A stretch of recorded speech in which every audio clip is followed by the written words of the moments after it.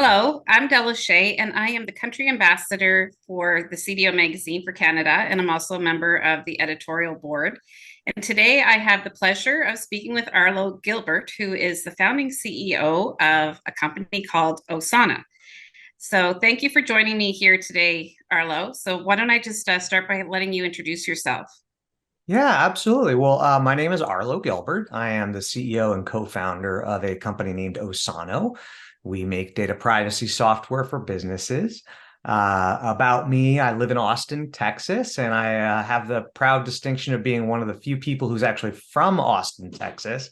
So I have grown up here and watched it transform in the last decade into a new startup mecca. And it's been extraordinary watching that transformation. Thanks for having me on. Cool. Cool. I've been to Houston a few times, but never to Austin. So perhaps that will be in my future Absolutely. at We'll some buy the point in time. tacos. Or shrimp. That was always my favorite thing to eat near the coast. So, Arlo, we've had a little bit of a chance to talk about your history, and I know that you've are the founder of many startups. It seems to be a passion of yours to have a great idea, to bring it to different industries, and to commercialize it. So, I guess just to start the conversation, why privacy today? Absolutely. I mean, and that's a question my wife certainly asked me when I decided to start another company. Yeah, so I've been building companies for 25 years. It's all I have done professionally my entire adult life. I was very fortunate in college. That was the kind of the beginning of the dot-com boom in the Mhm. late 90s. Um, but in terms of data privacy, I've built a lot of companies where the primary focus of building the business was making money, right? That's great because that's what businesses are supposed Yeah. to do is create shareholder value. But as my co-founder and I had an exit. We had sold our last business to a private equity fund in the spring of 2018. And I think both of us were just hitting a point in our lives where we wanted to have a positive impact on the world, and we wanted to do Mhm. something our children could be really proud of that wasn't just about the dollars. And we evaluated things like clean tech and education, and it turns out that we don't really know a lot about those topics. So it's not likely that we can be really impactful in that area. But data privacy, we certainly saw this massive increase in the number of people asking us whether we were GDPR compliant, Mhm. customers of ours asking whether the data products that we were selling at our last business could aid them in GDPR compliance. And so, as good entrepreneurs, we saw a pattern. We started seeing this big uptick in data privacy related stuff. It was more common in the news, and this was 2018. We just ultimately decided that building a company around data privacy would allow us to do what we're really good at, which is building businesses while also having that positive impact that we both wanted to have. We can help companies where maybe I don't even like the company. I don't like what they do all day. I think their business is maybe not wonderful, but we can help them be a better version of themselves, right? And so a little bit like that scene from It's a Wonderful Life when he says, every time you hear a bell, an angel gets its wings. Every time that somebody sees a consent dialogue that is compliant and gives them, honest, transparent clarity about what's going to happen with their data, those companies have just done something a little bit better for the universe. And Mhm. so that is why we started Osano. Also I have spent an entire career building companies that were predominantly focused on taking opportunities in the market using data and then using that data to create competitive advantages. And so I have a really deep understanding of the why behind all the data that's getting transferred, and I know the kinds of pains and problems that companies have. So it just felt like a really natural fit, kind of like falling in love, right? You just go, oh, that's it. I know it. This is what I have to do. So that's Mhm. why we decided to focus on privacy. And then we started Osano because it was either start a nonprofit, which sounds kind of thankless, or or build a business where we can try and align commercial outcomes with the societal goals that we have. Excellent. So certainly it sounds like the stars aligned in terms of your experience in building SaaS-based platforms, then looking at all of the trends that are happening around data protection, privacy, and then adding on the complexity of the velocity and complexity of technologies, especially AI. Regulators and industries are really, really trying to grapple, what does this mean? How is this going to change society? I think the jury is still out there, but I think it is going to be seriously impactful. I've been around the privacy space for a very long time, over 2 decades. So I've seen a lot like yourself. And my experience in working in this space has been the complexity around managing data, especially going back to having to integrate data sources, databases, and trying to make that data usable. There's a lot that goes underneath. And with the impact of SaaS and being able to use these types of tools, it is a bit of a silver lining. I think it's not, a simple transition, but certainly that silver lining and that hope of being able to manage data in a more impactful and efficient way. So based on that, and so you're coming into this more from a technology perspective, you have an opportunity, you see a need in the market. What do you think are the major trends happening right now from a regulatory perspective where you feel that Osano can actually help organizations achieve compliance and then probably more importantly, maintaining that compliance? Yeah, well, the wheels of justice certainly move slowly. And Mm-hmm. Della, you've been around, so you've been around back when I was around and starting companies. We used to have a rack of servers in a data center somewhere that we probably owned or leased, and like all of our data was on there. And so there was no such thing as sharing data. It just didn't really exist. It was all internal and you controlled everything. Mm-hmm.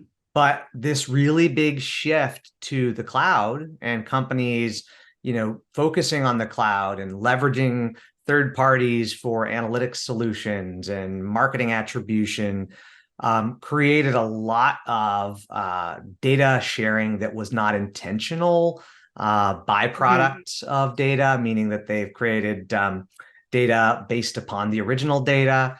And so, when we look at the broader landscape, you have a couple of big challenges. So one of them is companies are using a lot more third parties than they often realize, right? And so, there Yes. was a Cisco study that was done maybe 4 or 5 years ago, and they did kind of the equivalent of the jelly bean jar, which I don't know if you remember being a kid, and they would say, "Hey, how Yeah, many and jelly how many beans are are in in the the jar?" jar? And Yeah. So they did that with CIOs at large companies. And they said, how many SaaS applications do you think that your company is using? yeah, And the average CIO was hope you guessing thought they needed them somewhere. all. Yeah, they were guessing something like 40 or 50. And then Cisco did this analysis of firewall traffic, and they were like, no, actually, it's more like 800 or 900. Mm-hmm. And so when you think about that kind of proliferation of SaaS at organizations, and you know that every one of these tools is going to contain some data about individuals in order to help you to utilize those tools and improve your business, you've got the big problem, which is what we call the sneeze problem at Osano, meaning like data is like a sneeze. Once it gets out, you're never getting it back in, right? And They're like so toothpaste. Once you squeeze it, you're never getting it back in the tube. I like that analogy. That's a good one. But yes, I mean, so it's kind of like it's irreversible once that data starts Mm-hmm. getting shared. And so what we do and where we think that there are major problems is in a couple of places. One, we talk about data privacy. We try to simplify it down to, ridiculously simple set of kind of three rules. We call them the kindergarten rules. And the first I one like that. is, because I've got little kids. So the first one is, if you want something that belongs to somebody else, you have to ask permission first. If they want to know where you're keeping something of theirs, you have to be honest. And if they want it back, you got to give it back to Mm-hmm. them, and you got to do it fast. Right. And those are how we distill the three kind of core tenets of data privacy for our Mm-hmm. customers. And so The challenges that I believe that companies are having is a proliferation of data, B, a number of different silos in their organizations that are operating independently and perhaps not getting compliance oversight, and then just trying to keep up with what we're calling, what we're viewing as being a substantial increasing volume of consumers who understand that they've got rights and want to exercise those requests. So Osano makes tools that aid customers with every step of that journey. You can think of us as a many product platform. We meet you where you are in terms of capabilities and where you are in the journey. But those are the big challenges. Those are the kinds of things that we're helping companies to solve. And we have products that are appropriate for each of those. So, for example, consent management. We all think of that in terms of cookie consent, usually, right? We say, hey, cookie consent is like that's what consent is. Well, yeah, that's one place. But like when you open an app on your phone, there needs to be permission layer in there. When you are watching something on Roku and you are agreeing to share your watching habits with the video provider, that's another permission layer. When we swipe our cards at a checkout stand, that point of sale system is collecting data about us. That's another place where that permission layer exists. So cookie pop-ups are one piece of it, and that's something we offer. But ultimately, it's all about building tools that map to that kindergarten journey, and we have capabilities that map to each of those. I really like that. I know certainly my journey being in the privacy space for, I hate to say it, but over 2 decades. It was much about putting things in front of consumers that were very difficult to understand, legalistic privacy notices, even cookie policies, and trying to explain to the average person what a cookie is, let alone the data permissions, et cetera, and what it all means. And you've been in this space and you're kind of coming at it from a technology enablement capability versus the regulatory, the heavy duty laws and rules around this. So I'd be very interested in your perspectives on the future of engaging individuals in this journey and how your tool may be able to impact that. Because traditionally the onus has been on, we're going to say what we're going to do, and then you have to agree. And then trying to figure out how to not exercise that right, or what your options are, has been very difficult for individuals. So do you have any thoughts on how to flip the dialogue around a little bit and put the individual in the center so they actually know what all of this is about? I just came from the UK and it was interesting. I was inundated every single website, even if it was a Canadian website. They detected my location. Everything was very much complicated cookie-based policies that I'd have to agree to. So, and I have 20 years of experience in this space. So how would an average individual navigate this, and what's the value, and how do you flip this dialogue a little bit? And apologies for the background noise. I think we all work from home these days, and so dogs and doorbells have become the norm. Just to be clear, we do come at this from a kind of a highly technical perspective, but that is because what we're doing. I don't know if you're familiar. Are you familiar with Avalara? They make they make sales tax software.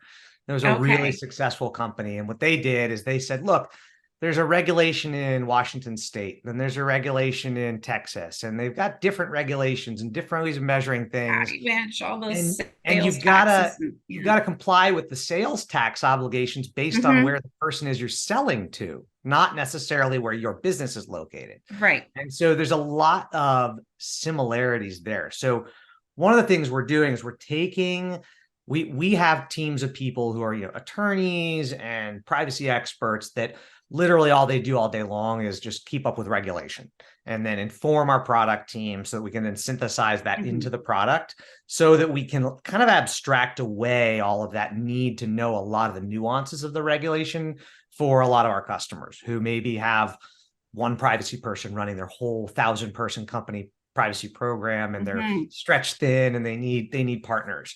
So, the challenges I think that are happening in terms of the regulations, we've got Well, I mean, so there's two things. There's the regulation, and then there's kind of putting people in control, and there's this balancing act. And I'm certainly curious about your thoughts on it too, because we all benefit from all of this great free stuff that we get on the Correct. internet, right? We get free access to Yes. search and free email, which you remember that used to be something you paid 10 or 20 bucks a month for.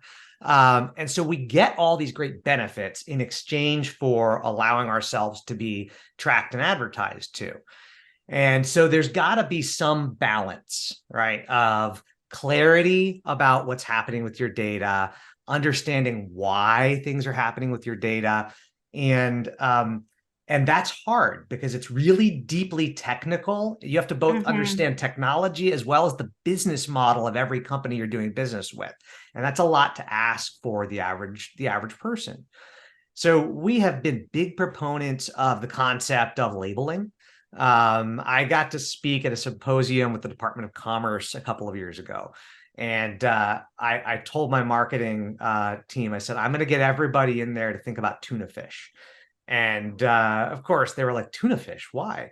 I said, because if you take a can of tuna fish at the grocery store and you look at that can of tuna fish, I can tell you exactly whether it was caught, line caught, net caught, whether there's been salt added, where it was processed, and I can quickly look and make a decision for myself about, hey, too much sodium, or hey, too much cholesterol, or wow, that's not a good supply chain that I feel comfortable about, right? Maybe Mm-hmm. it's being overfished. And so we make it really easy for consumers to be able to decide whether or not they eat food. That took a lot Right. of fighting in the United States to Yes. get to a point where labeling was required. And our hope and thought is that something similar will exist for consumers. How can we make it easy for my kids, our friends, to just, they don't have to be experts, right? That's the challenge. Right. How do we present it to them in a way where they don't have to be super smart about it? And I'm curious what you think, because it's hard to Well, explain these topics sometimes. it is. It is. And that's why, and I know we're going off topic a little bit than when we originally started talking about this session today, but it's really something that I'm passionate about. And when you talked about your kindergarten rules, it got me excited because that's essentially the path that I think is going to be really critical to change this paradigm of making individuals part of the process of making those relevant choices for them. I don't think we're there yet. I think we still have a long ways to go, but the labeling, I know that's a concept that has been tested and experimented with in different initiatives. And I do think that there's a value in that, similar to if you have poison labels, for example, there's those Yeah. things that people are able to universally recognize. Like you say, it's a journey. So I don't have a silver bullet. I just think it's about working together as a community to try to make this much more participatory, not just for the companies, but for the individuals that they are providing services to, or that they're, Yeah. And yeah, and what's interacting with. interesting about that kind of broad topic, and I love that you're talking about the individuals, is that it's my personal experience has been that privacy is a little bit like it's a little bit like environmental regulations in some ways, right? Like everybody, when you step back, agrees that we should probably reduce our carbon footprint, and we should all probably Mm-hmm. eat less meat, and there's all these different things that everybody kind of agrees, like, yeah, the data's there, it's clearly the right thing to do. But then when we're faced with our own individual personal choices, right, we don't always necessarily make choices because of our thoughts about what's good for society. And I think that when Right. you think about privacy, it's not wildly different in that if you ask me, I mean, if you go ask our friends and neighbors, right, like, hey, do you believe that, things like our email and news should be available at no cost? Everybody's like, yes, absolutely. More information, communicate these things. It should be free. These are wonderful. But then those same people turn around and put on ad blockers. And you're like, well, Right. okay, hang on. That's a little bit of a difficult mindset. And the reason I tell you that and kind of set up that is because we have seen a number of technologies in the last couple of years that have come out that are like there's that one that's run by like the DuckDuckGo and Brave people where they're like Mm-hmm. they're sending the global privacy signals out. And in theory, that's really wonderful. In practice, though, there's no incentive for any individual not to opt out of everything, right? Right. Because they kind of go, well, I'll opt out and protect my data, but other people won't, and therefore all these tools and systems I've gotten accustomed to having access to will remain free. And so it all again comes to that balance, right? How can we not just teach people about where their data is going, but then also simultaneously, act as a champion for understanding that, like, sometimes you've got to make a trade, right? If you Exactly. don't want to pay for your news, Right. then that news publisher has to somehow monetize the Exactly. advertisements. I think that's the key. It's around making those choices, those informed choices, even having choices. And I think that's Yes, having questionable. Where's choices is a that good go? start. What's the future of that since people are used to getting things for free? Yeah. Thank you, Arlo. This has certainly been a very entertaining and insightful past 45 minutes talking to you. And for anyone that would like to visit and view other interviews, please visit cdomagazine.tech. Thank you.